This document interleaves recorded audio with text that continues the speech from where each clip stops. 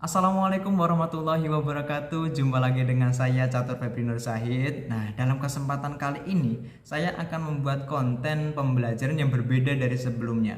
Kalau sebelumnya saya membahas mengenai tentang bab toharoh. Nah, sekarang saya akan membahas kira-kira selama setengah semester dari awal sampai menjelang UTS itu kira-kira apa yang saya dapat, apa yang saya peroleh di mata kuliah pembelajaran agama Islam di sekolah atau madrasah. Nah, daripada menunggu lama-lama, yuk kita simak selengkapnya, video selengkapnya. Tapi jangan lupa like, comment, subscribe. Oke? Belajar dan pembelajaran. Nah, sama-sama suatu proses pengetahuan yang memberikan hasil terjadinya perubahan pada seseorang yang awalnya tidak tahu, sekarang menjadi tahu karena namanya belajar dan pembelajaran. Namun belajar dan pembelajaran ini harus sama-sama memenuhi tiga aspek, yaitu aspek kognitif, aspek efektif, dan juga aspek psikomotorik. Namun dalam pembelajaran agama Islam atau dalam PAI itu ditambah ya dengan namanya aspek spiritual dan juga aspek sosial. Jadi ada 5 aspek yang harus dipenuhi. Nah, yang membedakan antara belajar dan juga pembelajaran itu apa? Nah, yang belajar itu identik dengan yang namanya kegiatan penambahan wawasan yang dilakukan secara otodidak. Tidak ada gurunya, tidak ada yang mengajari, tidak ada yang mengarahkan. Nah, sedangkan yang namanya pembelajaran adalah ada guru atau seseorang yang mengajari dan mengarahkan. Sebenarnya keduanya ini sama-sama bisa memenuhi aspek-aspek tadi. Nah, tapi apabila ada guru yang mengarahkan, maka kan presentasi segera tercapai dengan baik, efektif dan efisien kan lebih besar seperti itu. Dalam dunia pendidikan, khususnya dalam memahami filosofi pembelajaran, menjadi hal yang sangat penting. Secara maknawi, filsafat dimaknai sebagai suatu pengetahuan yang mencoba untuk memahami hakikat segala sesuatu untuk mencapai tingkat kebenaran atau kebijaksanaan seperti itu. Nah, kemudian hubungan antara filsafat dan juga teori pendidikan itu sangat berkaitan erat, sangat penting seperti itu. Sebab yang namanya filsafat ini menjadi dasar, arah dan juga pedoman suatu sistem pendidikan. Sedangkan filsafat pendidikan merupakan aktivitas memikirkan pemikiran teratur yang menjadikan filsafat ini sebagai medianya untuk menyusun proses pendidikan, menyelaraskan dan juga mengharmoniskan serta menerangkan nilai-nilai dan tujuan yang ingin dicapai. Nah, kemudian kalau dengan mengetahui hal tersebut, maka jelaslah ya bahwa untuk melaksanakan atau untuk mencapai tujuan pendidikan dan pembelajaran itu sangat dibutuhkan pemahaman mengenai hakikat apa yang akan diajarkan oleh seorang guru kepada peserta didik. Sebagai manusia, yang namanya peserta didik kan merupakan individu yang tersendiri dengan segala kondisi kejiwaan yang berbeda-beda antara satu individu yang satu dengan individu yang lainnya. Nah, secara garis besar, maka pendidikan dapat disebut sebagai praktek, yaitu seperangkat kegiatan atau aktivitas yang dapat diamati dan didasari dengan tujuan untuk membantu pihak lain. Dan konotasinya di sini adalah peserta didik untuk memperoleh atau mencapai tujuan daripada pembelajaran. Yang pertama yaitu adanya perubahan perilaku. Dengan demikian, landasan filosofi pendidikan sebagai hasil studi pendidikan dapat dijadikan tolak dalam rangka studi pendidikan yang bersifat filsafiah. Maksudnya dapat dijadikan titik tolak dalam rangka studi pendidikan yang bersifat filsafiah, yaitu pendekatan yang lebih komprehensif, kemudian lebih spekulatif dan juga lebih normatif tentunya. Oleh karena itu, sebelum melakukan pendidikan, para pendidik itu sangat penting, sangat perlu untuk memperkokoh landasan pendidikannya. Mengingat hakikat pendidikan yakni humanisasi, yakni upaya untuk memanusiakan manusia. Nah, kemudian maka para pendidik ini perlu sekali untuk memahami hakikat manusia sebagai salah satu landasannya. Karena konsep hakikat manusia yang dianut pendidik akan berimplikasi dalam praktek dan konsep mengajarnya nanti. Nah, selanjutnya dalam upaya untuk mencapai tujuan tersebut, dalam praktek pembelajaran seorang guru itu membutuhkan seperangkat alat-alat atau alat-alat pembelajaran. Nah, pembelajaran akan dirasa lebih efektif, lebih efisien, kemudian relevan isi kurikulumnya, jelas arah tujuannya apabila mengacu pada satu landasan yang kokoh. Nah, banyak ahli yang menyatakan mengenai teori-teori tersebut. Secara umum teori-teori yang membahas mengenai belajar dan pembelajaran ada 4 teori. Yang pertama ada teori behavioristik, kemudian ada teori kognitivistik, kemudian ada teori konstruktivistik, dan yang keempat adalah teori humanistik. Teori yang pertama yaitu teori behavioristik, yaitu sebuah teori yang mendefinisikan makna belajar sebagai perubahan tingkah laku akibat adanya interaksi antara stimulus atau rangsangan dengan respon. Nah, menurut Ivan Pevalov, salah satu seorang pencetus utama teori conditioning, mula-mula ia melakukan eksperimen dengan anjing. Nah, pada waktu itu eksperimennya adalah memberi makan anjing sebagai wujud dari stimulus. Kemudian si anjing ini memberikan respon berupa memberikan tanggapan dengan keluar air liur. Nah, kemudian dia mencoba dengan memberikan stimulus yang lain, yaitu dengan menggunakan bel. Namun air liur akan keluar juga. Dan setiap berkali-kali dilakukan hal serupa, maka anjing akan mengeluarkan air liur. Nah, seseorang dianggap telah belajar sesuatu jika ia mampu menunjukkan perubahan tingkah lakunya.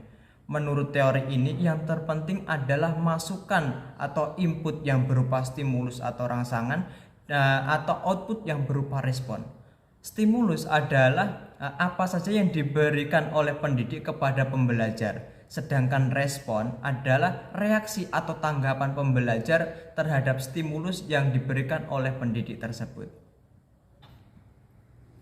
Nah, yang sekarang adalah teori kognitivistik. Nah, teori ini berbeda dengan teori sebelumnya atau teori behavioristik. Teori kognitivistik ini lebih mementingkan proses belajar daripada hasil belajar.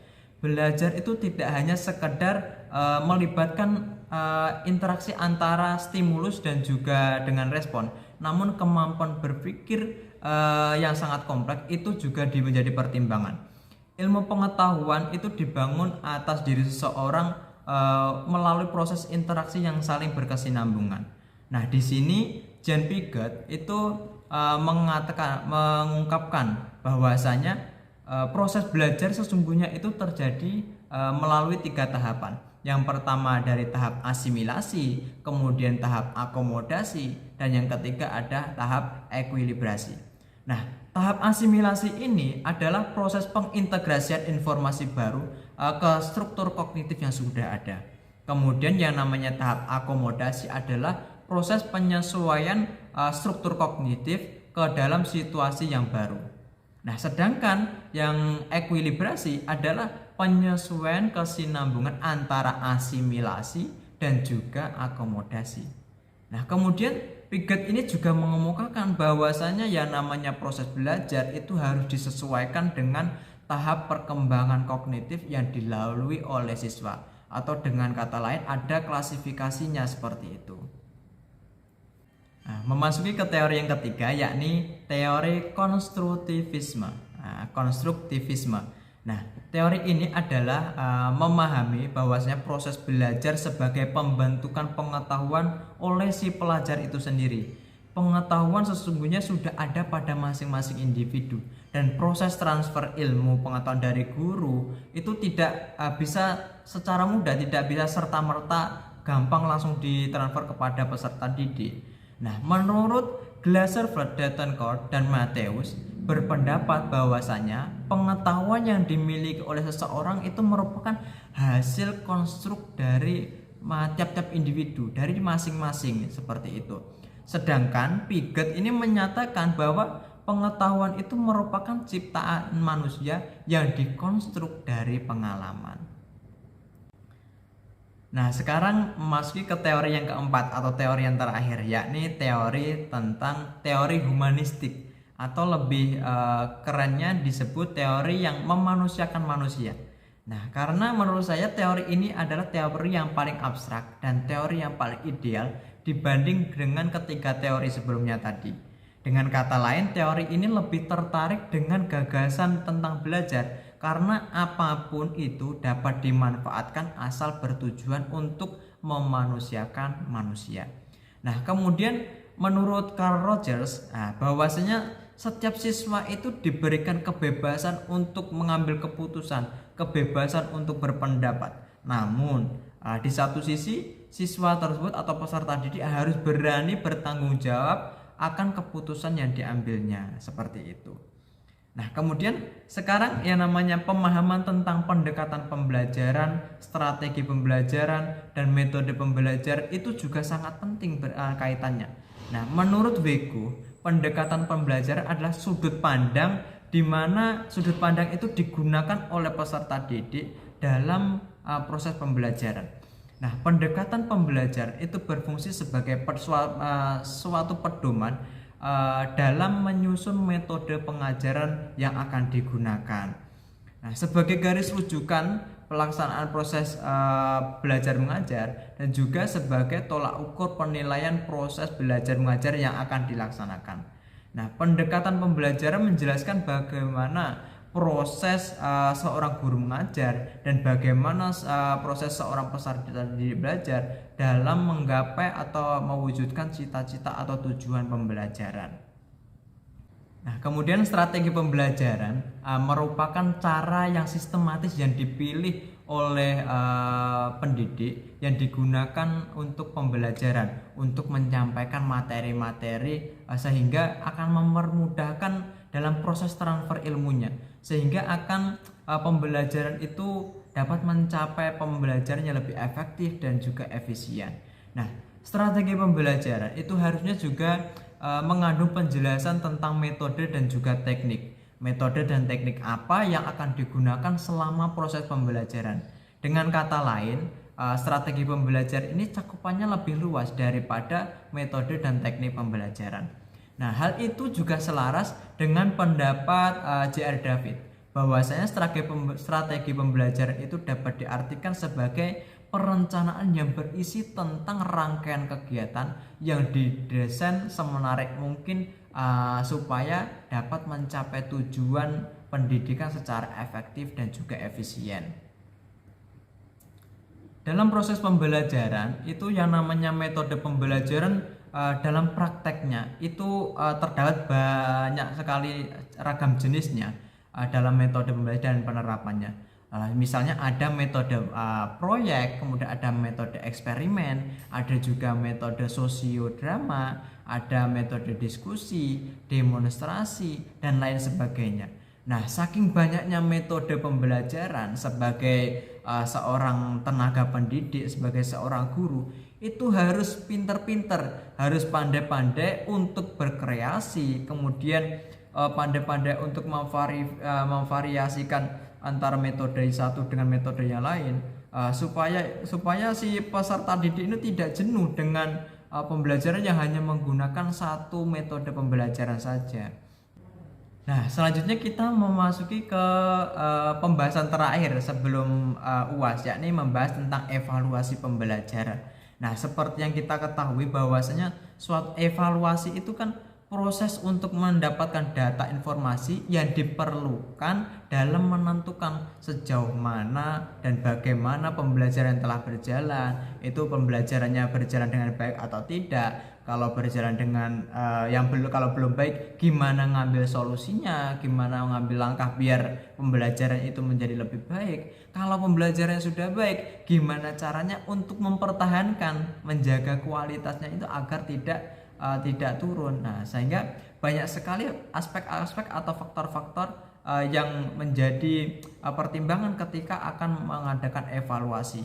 Nah, dan juga namanya evaluasi ini tidak hanya dilakukan misalnya seminggu sekali atau tiap ganti tahun atau ganti tahun ajar, tetapi ada baiknya jika evaluasi pembelajaran itu guru berinisiatif untuk mengadakan evaluasi setiap harinya. Jadinya pada hari ini kira-kira pembelajarnya sudah sesuai target atau belum. Kalau belum, kira-kira dicari kurangnya di mana. Apakah dari cara penyampaian gurunya, dari sisi gurunya, atau emang dari sisi muridnya, sehingga nanti akan bisa ketahuan bagaimana mencari solusi yang dapat diambil agar tujuannya dapat tercapai seperti itu. Nah, selain untuk proses untuk melihat kinerja pembelajaran, namanya evaluasi berfungsi juga sebagai pembuat keputusan.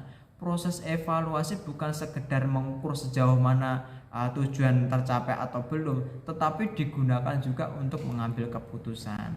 Nah, seperti itu. Jadinya selama selama setengah semester ini pembahasannya tidak jauh dari pembelajaran, belajar dan pembelajaran, strategi, metode, kemudian teori-teori tadi, kurang lebih seperti itu. Nah, demikian yang dapat saya sampaikan. Ada kurang lebihnya mohon maaf. Terlebih apabila ada tutur kata yang kurang berkenan, sekali lagi saya pribadi Catur Febi Nur Syahid mohon maaf ya sebesar-besarnya. Semoga sharingnya saya ini dengan membuat konten ini dapat berbagi pengetahuan, berbagi ilmu dengan teman-teman yang lainnya. Nah, sekian, terima kasih atas perhatiannya. Wallahul muwaffiq ila aqwamit thoriq. Wassalamualaikum warahmatullahi wabarakatuh.